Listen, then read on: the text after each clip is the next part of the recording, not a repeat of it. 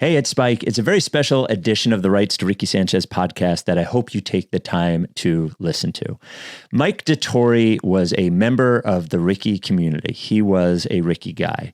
He passed away in September of 2022.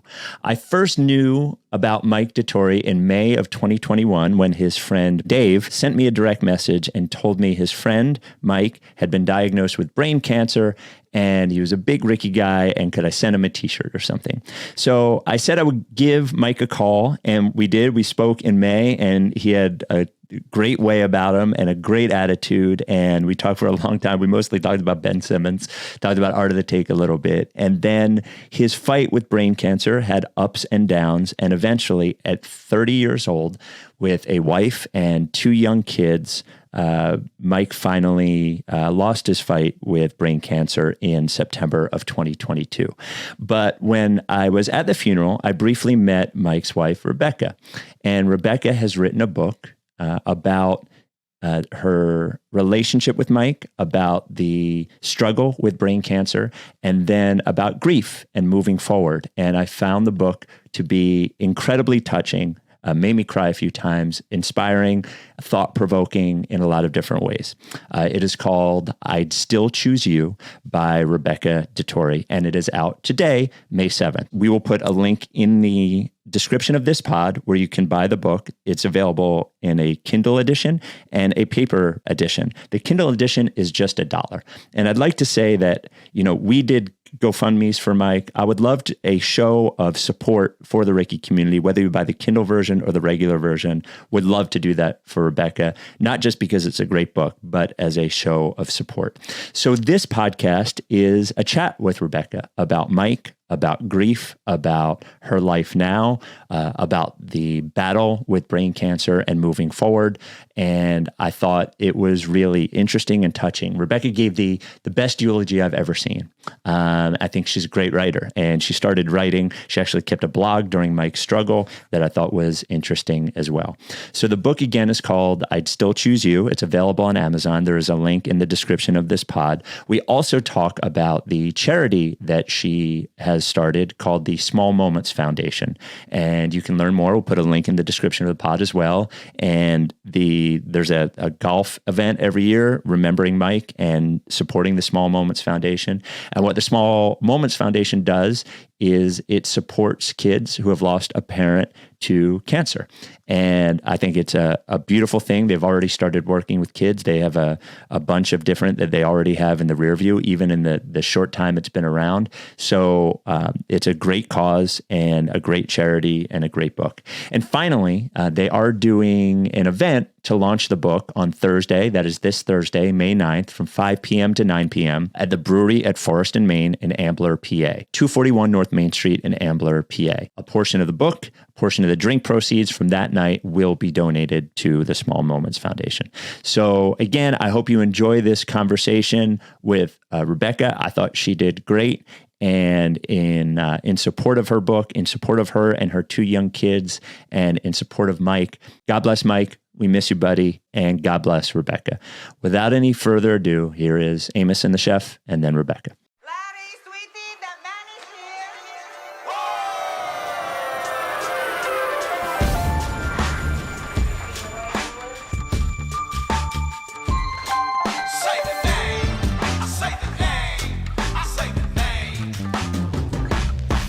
We were right, y'all. We were right. Even when it went wrong, we were right. We was right, y'all. We were right. So say the name. Say the name. We were right, y'all. We were right.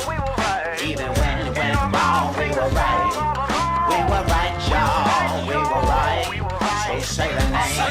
Say the name. Say the name.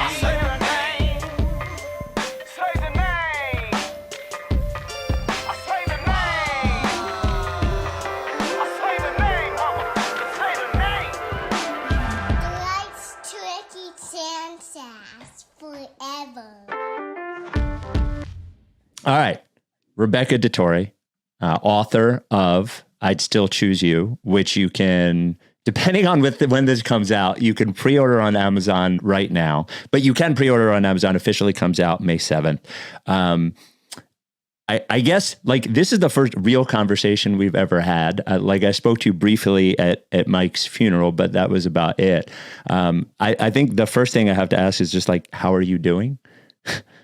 Yeah, I'm in a really good place right now. I've been writing this book for the last year. It's been keeping me so busy. The kids have been keeping me very busy. Dante is 5 now, and Dominic's 3.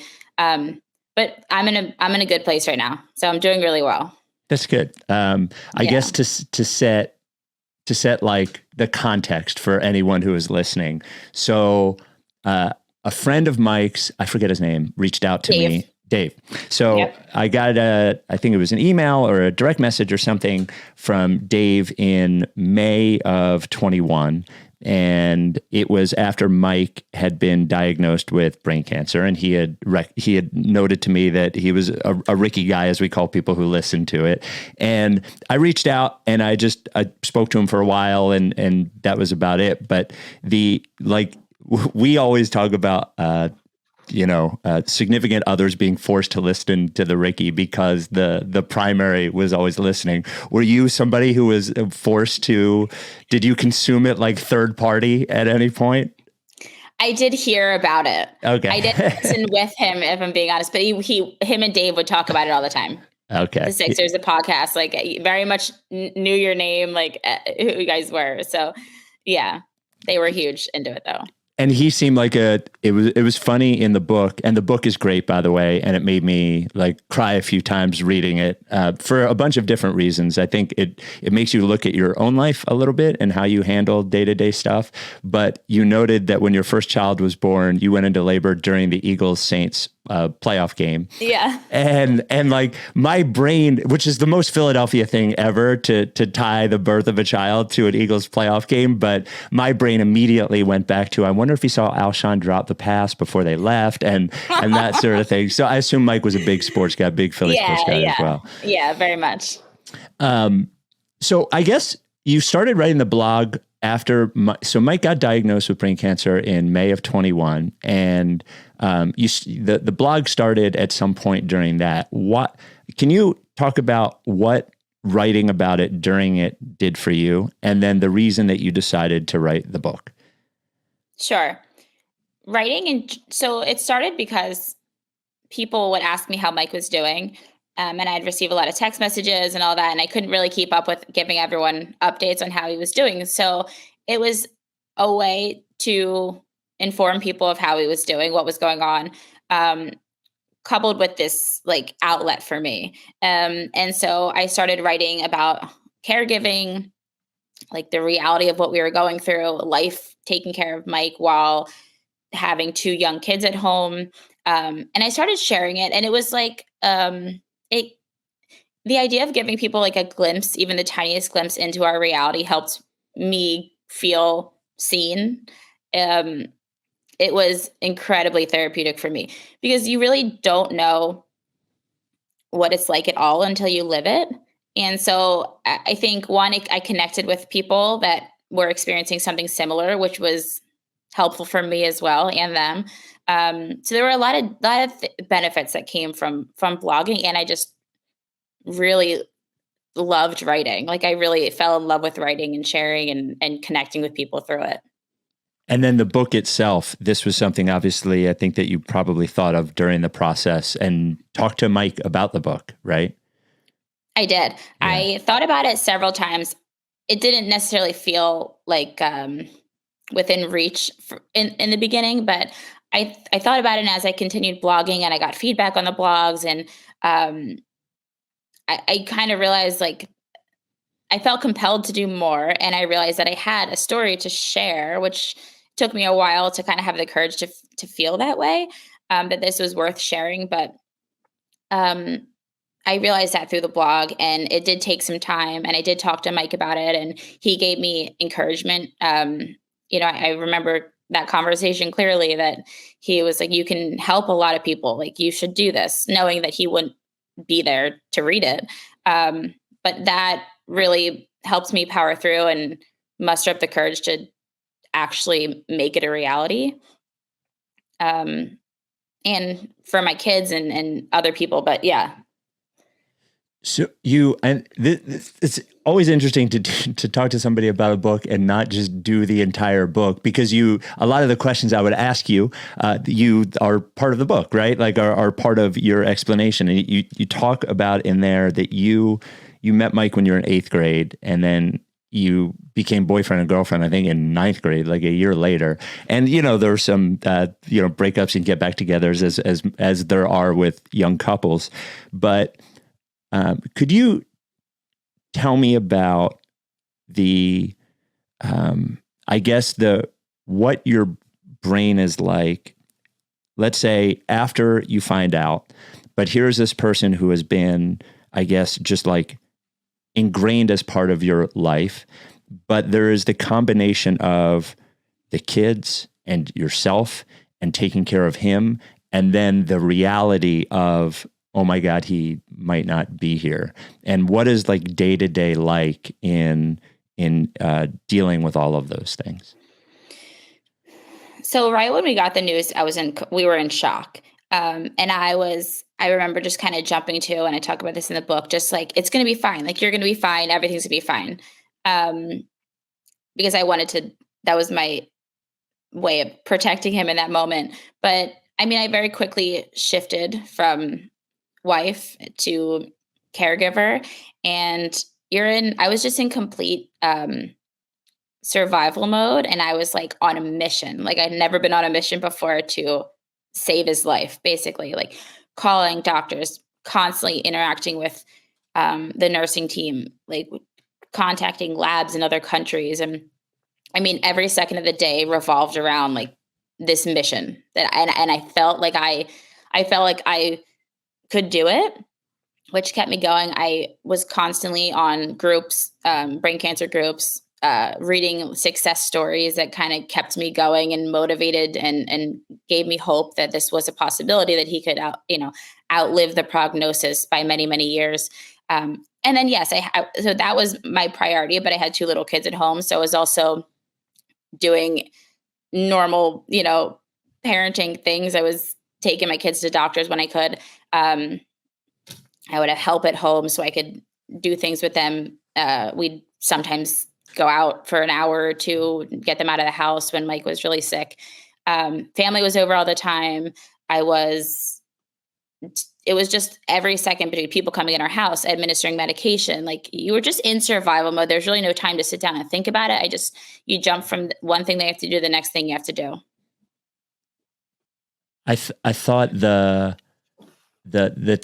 part about dealing with doctors, I thought was informative and interesting for anyone who's dealing with doctors, right? Not just in this sort of, I guess extreme circumstance, but the idea that it seems like on some level they are, and this is not a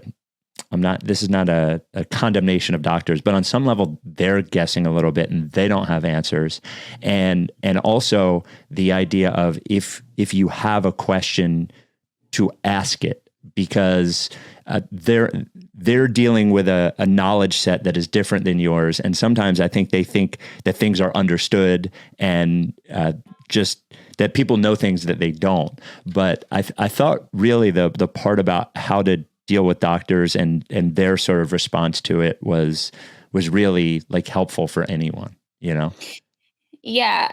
I mean, you go in to an office and you're right. Like, they don't know our level of knowledge, and they're just, a lot of times it can come off as if they're just talking at you in jargon that you just don't understand. And so it's incredibly important for your peace of mind to ask questions, even if you feel like they're silly questions. You should know this.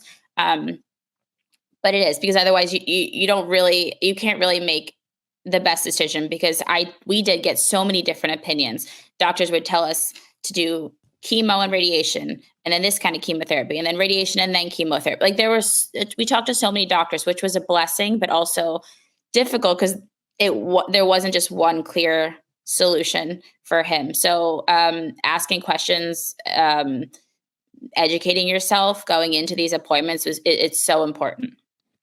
Your second child, and for a good portion of Mike's sickness, were during COVID, which is a crazy wrench to throw in all of this. I guess, like, how How did that affect the process, I guess, just of everything, like the inability, I guess, to be in the same room as somebody, all of those things? How did that, change how you were dealing with it? So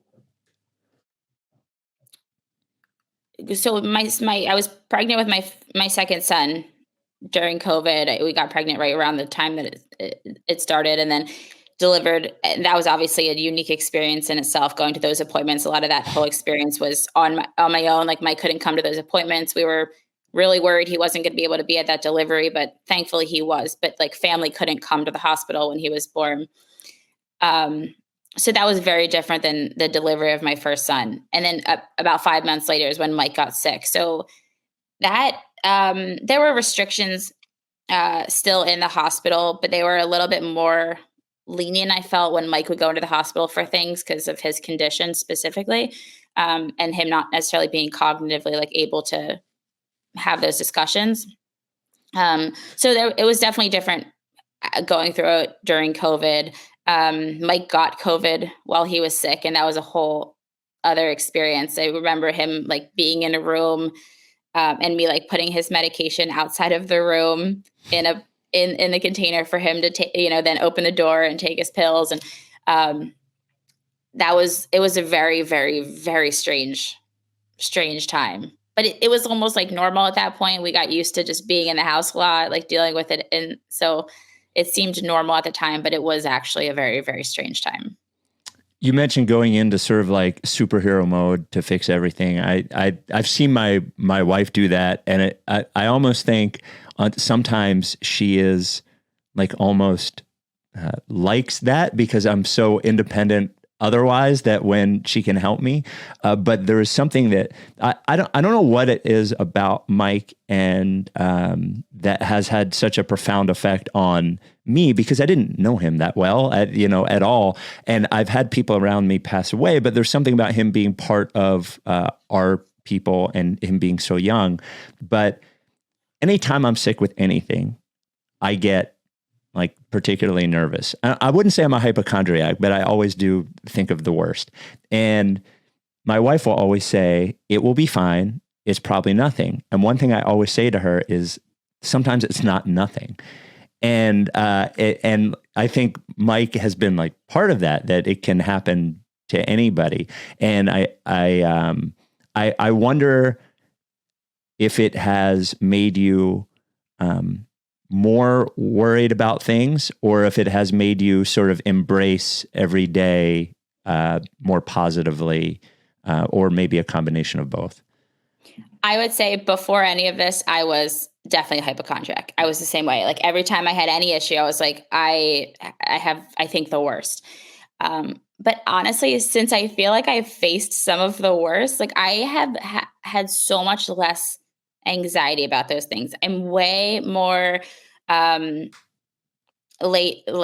back, or I don't know what's the right term. Like I don't worry about things like I used to. I think it's been so clear to me that bad things happen to people. They're good people, they're bad people, they're healthy people, they're not like bad things just happen. And if I spend so much time worrying about those things, then I'm taking so much away from the time that I have like with my kids now. If I'm spending my day worrying, that I'm not being present with them. So it's actually had the opposite effect on me that I think it has on a lot of people that I've heard. It's like how Mike was so healthy. Like, how could this have happened to him? Like, it makes you nervous. But yeah, it's actually made me just embrace the days and like not worry about things that I can't control. I should have done this at the top, but I'll just do it now, even though you do it in the book. Could you just like talk about what Mike was like as a guy? Like what he was a good person. You talk about that, but like what was he like? What was the everyday Mike like? Mike was like the chillest person you can meet. Like so calm, cool, collected. Like he was. I've said this before, but like the calm to my storm. Like he was a good person. Had an extremely good heart. He worked hard. Was very motivated. He was, like you said, loved sports. He was incredibly motivated when it came to fitness. Like changed his life when he was in college with his roommate. lost weight, got really into, lifting. And that was like the dedication that he had is what like everybody wishes they had, like waking up early, not making excuses. Like he was very, very dedicated to that and taking care of himself. But only second to his family. Like once we had the boys, his life revolved around the boys,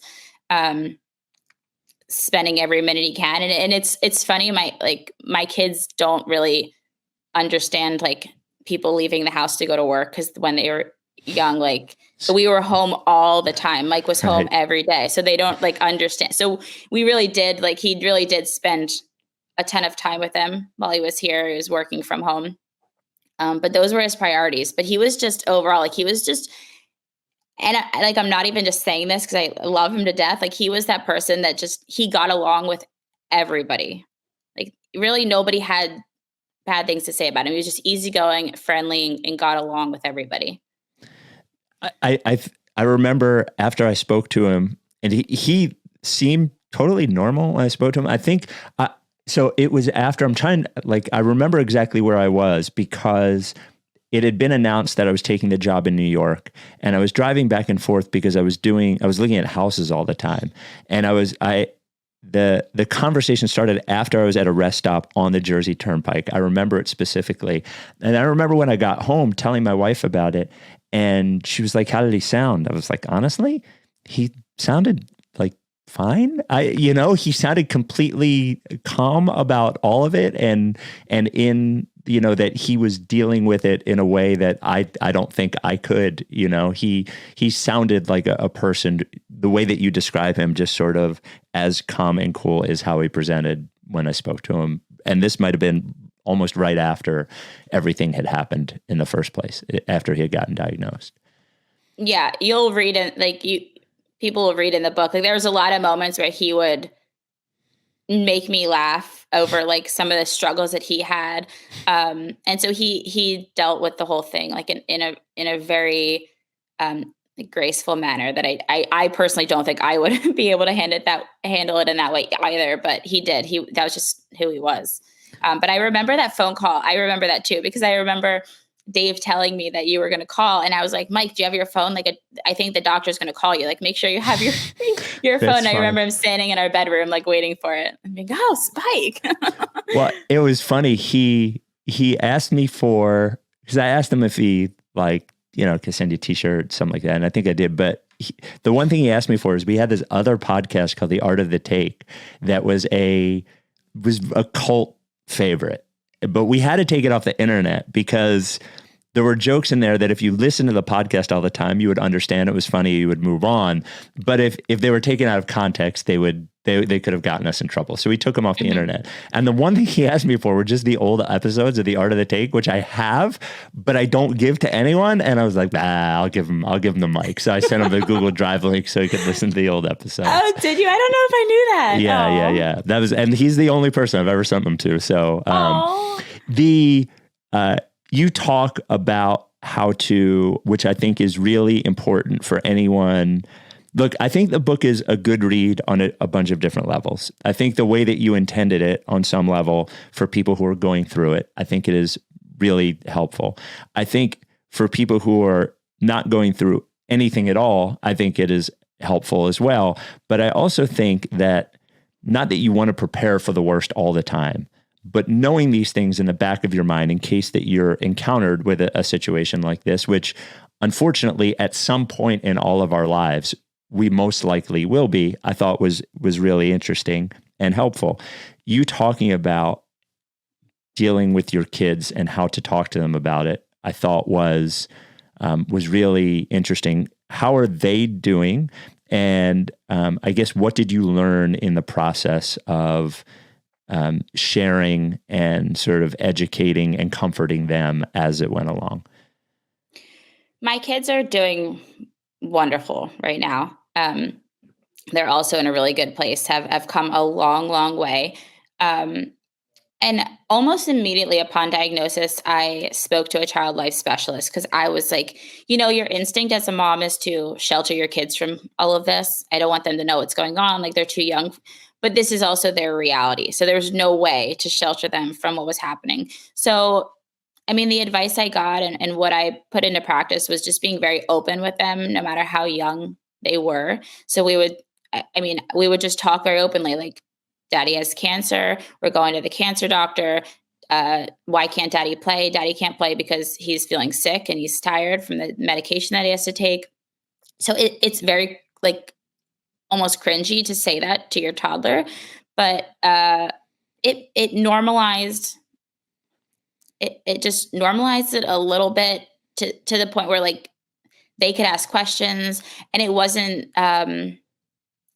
It was like it's always part of their story. It's not like I had to sit them down one day and say, "Well, Daddy died because of it." Like, they've always known that part of their story from the beginning, and they just, the first couple of their years of their life, they witnessed all that. So there's no way to shelter them. But the advice I got, number one, was to just be very, very open and direct with them, and not kind of make it like a cutesy, like, Daddy's sick, because that can be confusing. Like, we all get sick, but his sickness is different. So being very open with them from the start.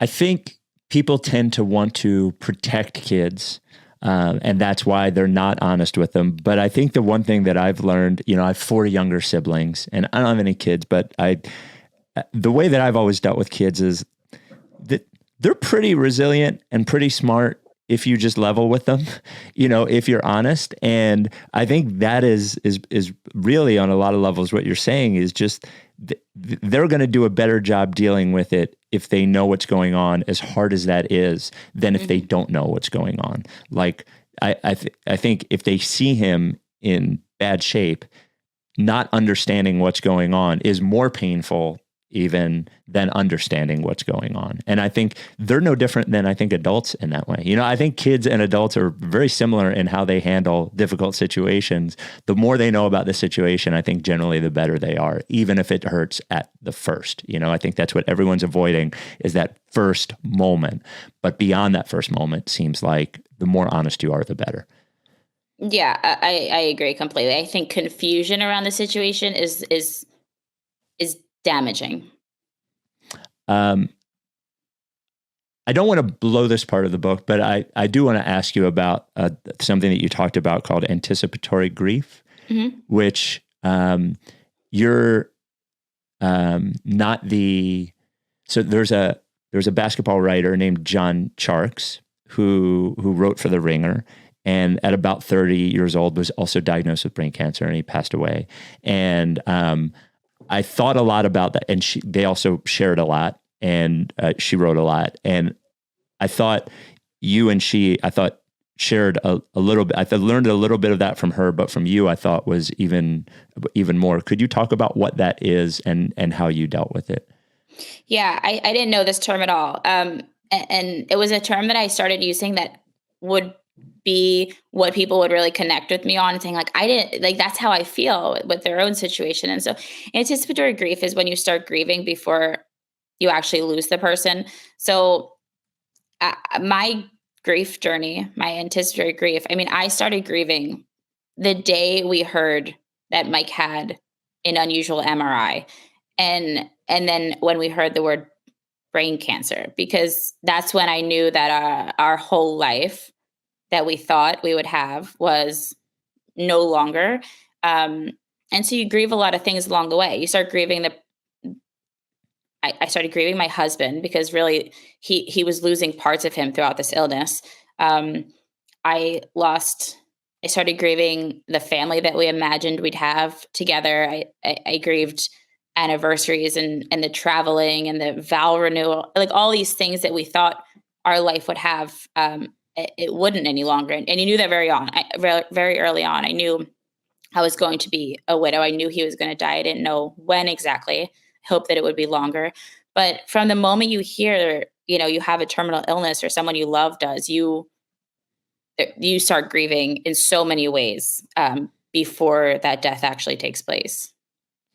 And I think a lot of people, forgive me if this is too personal, but people see somebody in relationships after their spouse passes. And I think a lot of times what they think is, oh my God, that was quick or something like that. But they don't really understand that the process of moving on is the wrong thing. But the process of just sort of like understanding that your life is going to be different happens before the person is actually gone, you know, and it doesn't mean that they're not there, and it doesn't mean that you're not thinking about them, but the process of it to the outside is not like what it is on the inside, I guess. Not at all. I mean, the essence of a relationship, like the communication, the companionship, the partnership, the co-parenting, like all of those things you lose along the way. And so it's not this sudden loss, which in some ways maybe is helpful because you have time to process the loss. In other ways, you know, you're grieving over and over and over again, and it's not one event that's taking place. But I mean, I felt that way. I'm in a relationship, and you do feel, you worry at first about what people think. Was it quick? And it's like you realize that people really don't understand until they live it. And the process of living it every single day is very different than, like you said, than what people see on the outside. I mean, you've been grieving since the moment you heard that diagnosis, and you've already lost a lot. Yeah, I think what people sometimes need to understand is there's no valor in not having support around you. Like that doesn't benefit anyone, you know, keeping it to yourself and not allowing yourself to help, but also not allowing you to support others. You've just learned how short life can be, right? Like you've just learned what that is like. You don't get a gold star for doing it by yourself, you know? Yes. So you started a foundation, which I think is awesome, called the Small Moments Foundation. And it started after it was the first golf tournament this past September. Yes. The first Mikey D Memorial Golf Tournament. That golf tournament. Yes. So I announced it at that time. And then all this coming golf tournament and future ones will be raising money for Small Moments. That's awesome. And do you have already a date for the golf tournament? Or it was in September last year, if I remember correctly. Yeah. It's September 6th, Monday, September 16th this year. Last year, I think it was in August. Okay. So Monday, September 16th this year at the same place at Five Ponds in Warminster. So tell me about Small Moments. I think I was reading about it, and it's a real 501c3. Yeah. And I was reading about it, but it sounds better for you to tell people what it does. Sure. Yes. It's the real deal. It's, so we create small moments of joy for children who've lost a parent or sibling to cancer. Inspired by my own experiences of going out with my kids and, the power that those small experiences had on our own healing.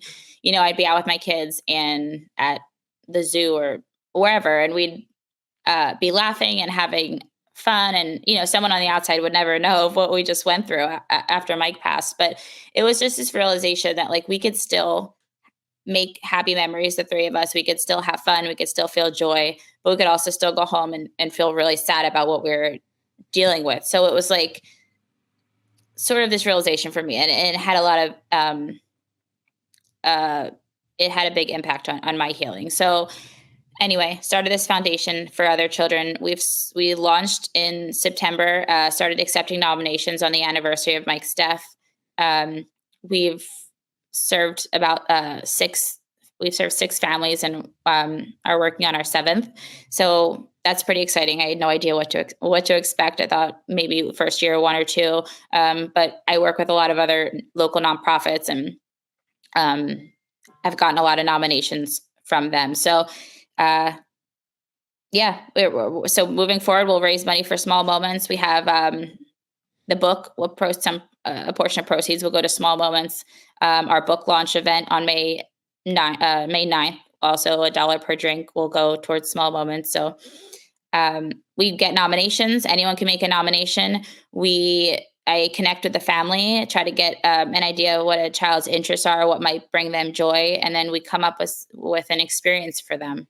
So that's amazing. And it must be, I can just imagine how like thankful the families are around those kids to even first to know that the organization exists, but to actually do something like that must like feel good, you know, for you must feel good for them as well, that somebody else is thinking about them, you know. We'll put a link in the show notes about the it's smallmomentsfoundation.org, and the book is at Amazon. And the golf tournament for public, or because I remember you all sold out pretty quick last year, or filled the spaces pretty quick last year. But where can people go if they want to take part in that? So on the Small Moments website under events, you can see the details, but registration will open on May 1st. We did sell out pretty quickly within the first month last year, but it is open to the public. So anyone, we're looking for sponsors, we're looking for people, you know, foursomes. So open to the public for sure. That's awesome. Well, it's very nice to see you and talk to you under different circumstances. And I'll tell you this now, and I said it on the Ricky after it happened, but your eulogy for Mike was incredible. It was the best I had seen, but like the ability to deliver something like that in that circumstance must be nearly impossible. And I think takes a lot of courage. But like, courage aside, I just don't think I'd be able to pull it off, you know, like, and I thought you did a wonderful job. It was a wonderful service. And I thought the book was great. And I think that your sharing is actually really helpful in a lot of ways, the blog, but the book as well. All of them, just a great job. And channeling it into a nonprofit for kids is like, you've taken just an awful situation and you have, like, I feel like you've taken anything that can be, anything that could be good out of it, and you've done that. And that's an amazing thing. Like, it shows your strength, but I think it shows a lot of your character as well. Oh, well, thank you. And if I could just real quick say thank you to everyone, because while Mike was sick, you know, you guys all helped with the GoFundMe. Yeah. Is it okay for me to say? Oh, yeah, for sure, okay. For sure. Yeah. We raised a ton of money, and it helped tremendously with medical bills and COBRA payments during that time. So I know you guys, you know, your fan base had a lot to do with those donations that came in. So I appreciate that greatly. We all did. Of course. I one thing that is great, I've said a lot of times about the podcast, the things that we've been doing it for almost 11 years now. And one of the things that is always the best part about it to me is that everyone does feel like it is a community and a group. And if somebody needs help, that's what they do. And I think sometimes fundraising, like, there's so many different things that are asking people for money, right? And I think people don't always see what the money goes toward. And it's always important for me, you know, because we do a lot of fundraising for different things, and people just think of it as money. Even when I do it for the shelters, because I was fundraising for the shelters during COVID, and people are like, well, why aren't you raising money for people instead of the animals? And I was like, who do you think works at the shelters? Like, the animals are not earning salaries, the people are earning salaries. That's what the money's going towards. So I think them being able to see where this money was going made them certainly willing to support. And of course, you know, I'm glad we could do a little bit to help you all through it, but you've obviously come through on the other side, just like stronger, and you're helping others, which is really great. So you should be proud. Well, thank you very much. So I appreciate that. Again, the book is at Amazon. You can just, we'll put a link in the show notes, but, and the foundation is smallmomentsfoundation.org, where you can learn about the golf outing or just make a donation to the charity itself. And good luck with the book, and good luck with your kids. And if you need anything, please reach out. Thank you so much.